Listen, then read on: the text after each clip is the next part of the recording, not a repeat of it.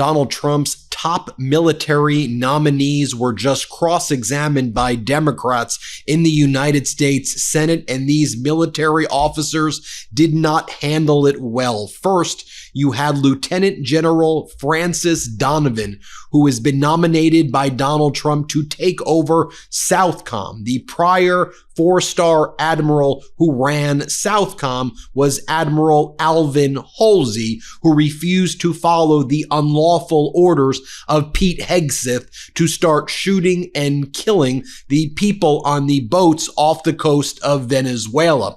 Halsey would not follow the unlawful orders, and he was pushed out and forced to resign by Hegseth. So Donovan is the guy who will be taking that role. I also am going to share with you the cross-exam of another individual, Lieutenant General Joshua Rudd. He's been nominated by Donald Trump to take over Cybercom, the main cyber command. And during the cross-examination of this guy over General Rudd, he says that he doesn't have the ability to answer questions on cyber policy. The Cybercom nominee lacks the opinion on cyber policy, and the lieutenant general who is going to be replacing Alvin Halsey to lead Southcom says he doesn't really know much about the Geneva Conventions. And to even talk about the Geneva Conventions in the Senate would be a hypothetical he's not comfortable answering. So if you're wondering, who are the lieutenant generals? Who are the people who are going to fill these roles after the massive purge of our top generals by Donald Trump and Hegseth? It's people like this. So let's go through what went down. Hat tip to the incredible senator and veteran, Senator Tammy Duckworth. She's the senator from Illinois. She cross-examined this Lieutenant General Donovan about killing non-combatants. Just randomly killing people who don't have weapons. And would that be a violation of the Geneva Convention? And she was incredibly disappointed and very concerned. And I'll show you what goes down when this Lieutenant General goes, I can't answer your hypotheticals. Let's play this clip. If ordered by the Secretary to shoot unarmed civilians with no observable weapons who were not presenting any hostile acts of hostile intent, would you relay that order down to your chain of command? No, Senator. Thank you. Let's do another example. If ordered by the Secretary of Defense to shoot harassing fire into a city or a village indiscriminately where we are not actively engaged in hostilities, would you issue that order to your subordinates? Senator, I believe the hypothetical aspect of that question, I have to identify that is a very significant, serious question that I take to heart. For the fact that the detail and the planning process to get to a point where one of those very hard decisions have to be made, that's a significant effort, a commander-led process in planning to ensure that all aspects of the operation take consideration, to include the legal advice of the legal counsel on that planning staff. My responsibility is to lead that planning staff. I don't believe that that situation you described, Senator, would be something that would happen out of the blue. The conditions had been set. The leaders have been given the authority, the rules of engagement to understand their rules. And I can't commit or comment on a situation that I did not plan, participate in to get to that point of the point of decision that you're referencing, Senator. I think this is a pretty straightforward answer. Let me try a more straightforward answer. Do you agree there would be a crime in international law under the Geneva Conventions for the United States military to conduct violence toward persons who are taking no active part in hostilities or have laid down their arms?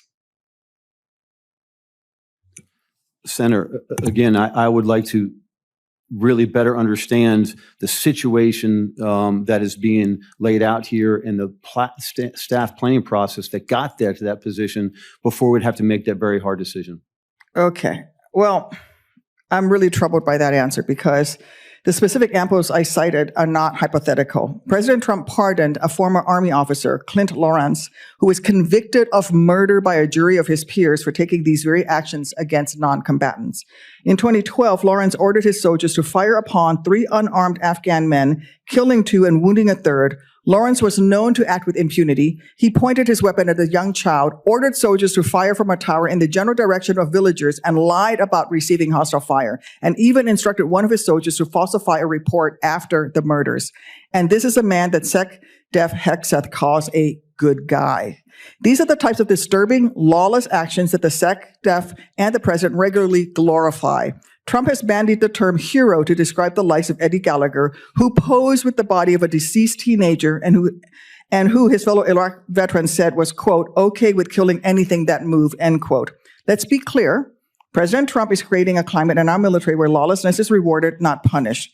A climate where that is even realistic for me to ask you, what would you do if the president's secretary ordered actions that amount to war crimes? And it disturbs me that you could not answer those last two questions. Thank you. So then Senator Elizabeth Warren from Massachusetts has her turn to cross-examine these generals about following illegal orders. And I want you to watch how cagey they are to respond to a very basic question. Is it sedition to question whether an order is illegal? Is it sedition to question whether an order is illegal? Watch what goes down. Play this clip. Lieutenant General Donovan, you are nominated to lead Southern Command, which would make you the commander responsible for any future military actions in Venezuela. You won't make policy decisions, but service members will count on you to ensure that they are not asked to engage in military operations that are not legal. Now, according to press reports, your predecessor had serious concerns about illegal orders. That was not the case with these strikes. General Donovan, is it sedition for someone in the military to question whether an order is legal?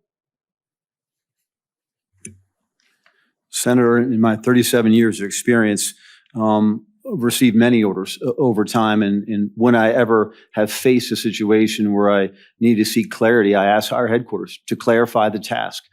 Then I come back and work on that with legal advisors, the core staff, the subordinate commanders, senior enlisted leaders, and then present my thoughts to higher headquarters for their consideration. So I think what you're telling me is you have questioned whether an order is legal. Is that right? Senator, I did not. What I believe I'm focused on here is that the legality of the order. We face orders. We carry out missions. And so in that planning process, we look at all aspects of each mission, each task, each order to ensure that we're structuring the command, the force, the unit to achieve the objective. I appreciate that, General, but that's the question I'm trying to ask is it sedition for someone in the military to question whether an order is legal? And I thought I just heard you say that you had actually questioned orders and whether they were legal, and you sought advice. So I will ask it one more time. Is it sedition to question whether an order is legal? Senator, I would not use the term sedition. I use the term basically our good order and discipline, how we approach any situation where we have to accomplish a mission and provide the best capability for the task at hand. I'm sorry, I still can't understand your answer here. I'm just asking a very straightforward question. You tell me you have questioned orders in the past about their legality. Is that right? Senator, I have questioned orders when either one, I didn't understand, I wasn't equipped to carry them out, and I needed clarity before I can actually execute those orders. That's but you've never questioned whether an order was legal. You've never wondered whether or not an order is legal and sought additional counsel on that? Senator, in our planning processes, I always have a legal advisor at my side as part of the planning process. So I always have leveraged those legal advisors to give me the best answer. In the end, I'm responsible for the final decision to carry out or not carry out that order. I will stop playing dodgeball here. You know, I thought that was going to be the easy question leading to harder questions. Back in 2016, Secretary Hegseth was very clear that service members have a duty not to follow illegal orders.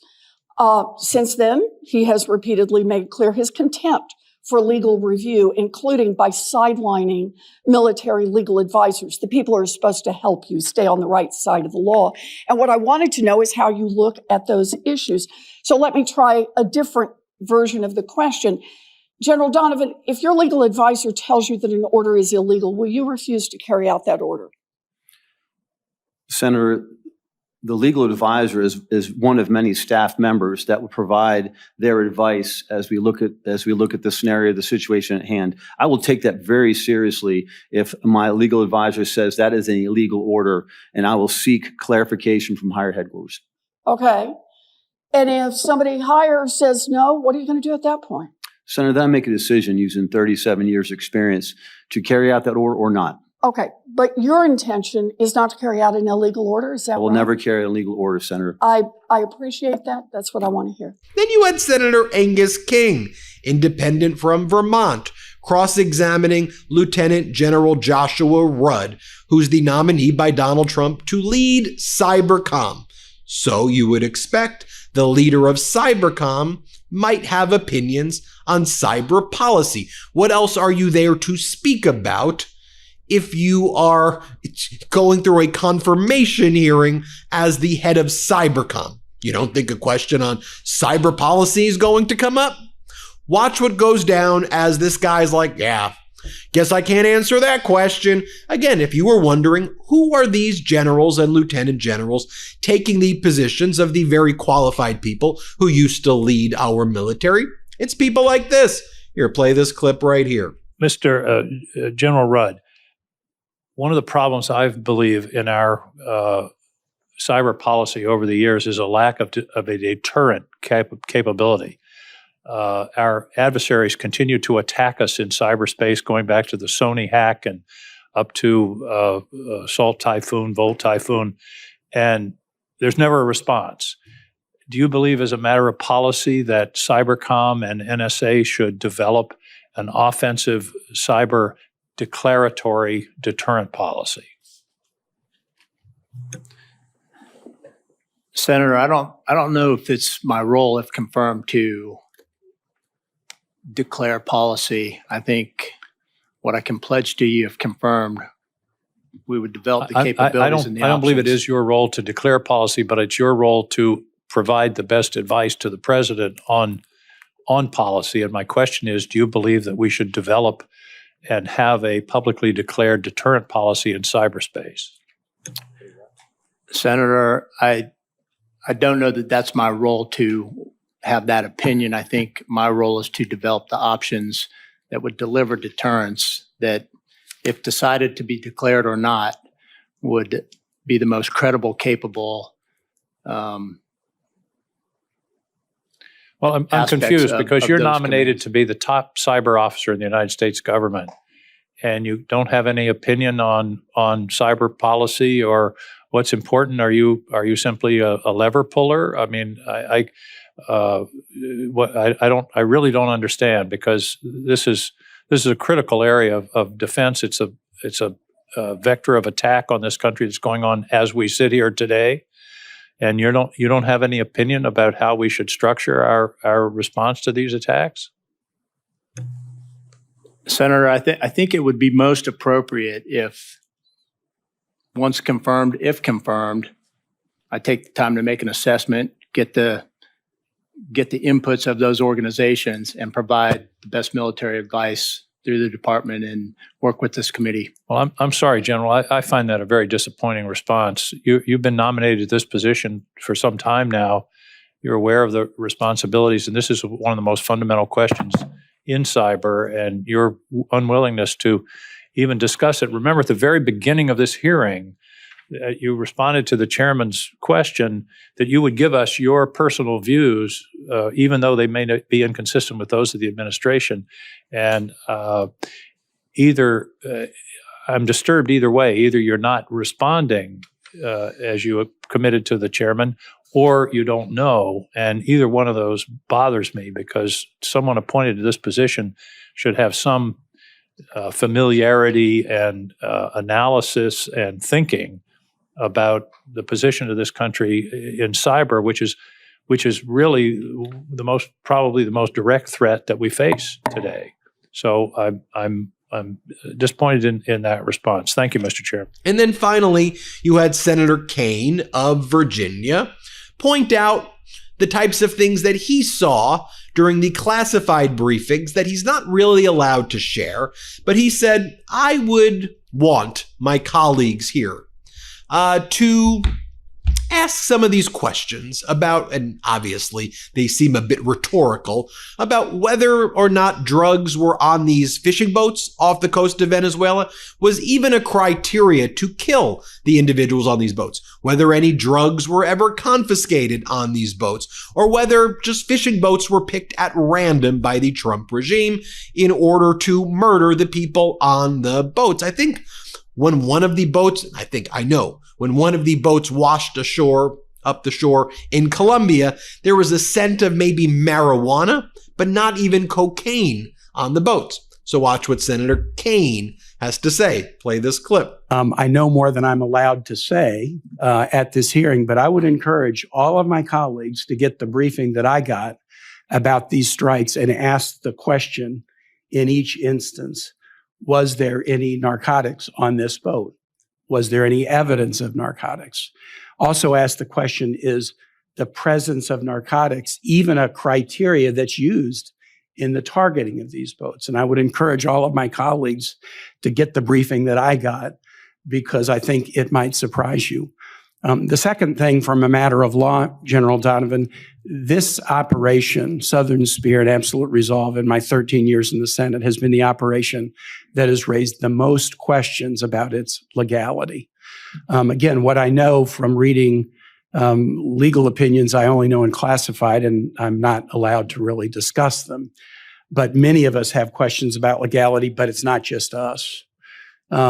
The news widely reported the premature retirement of your predecessor as being partly motivated by his concerns about the legality of these operations. And he is not the only one. I'm going to read the title of a news article that came out a while ago in NBC News on November 19th. Top military lawyer raised legal concerns about boat strikes, and it talks about senior military lawyer for Southcom objecting to the legality of the boat strikes.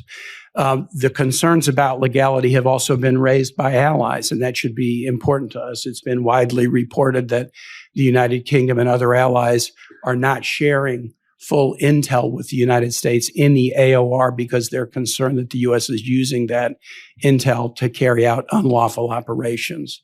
And other nations in the region or in NATO that have been allies of ours have also raised questions about the legality of these operations. The questions will not go away, and they cause us grave concern. Well, there you have it. And again, I believe that there are war crimes being committed by the Trump regime. There are war crimes, by the way, being committed by the Trump regime against people in the United States of America right now. Look what they're doing in Minneapolis and in other cities and states, particularly blue ones, where they are invading with ICE Gestapo. I think there are war zones, war crimes created by the Trump regime. But this regime on a daily basis is involved in war crimes internationally. I don't think it's hyperbolic for me to call it that. And when I watch the cross-examination of those generals, and again, are you really seeing this anywhere else? Like, has there been any corporate media that covered this at all or any of this? That's why, if you can, make sure you subscribe. Help us get to 6 million subscribers, because it's important we get the word out. What were those answers? How is that acceptable? Are you okay with that? Call me naive, but I don't like those answers. And I think it is incredibly distressing that those are the individuals who couldn't answer those basic questions, who are going to be making these decisions. You may disagree. That's how I feel. Hit subscribe. Let's get to 6 million. Thanks for watching. Love this video? Support independent media and unlock exclusive content, ad-free videos, and custom emojis by becoming a paid member of our YouTube channel today. You can also gift memberships to others. Let's keep growing together.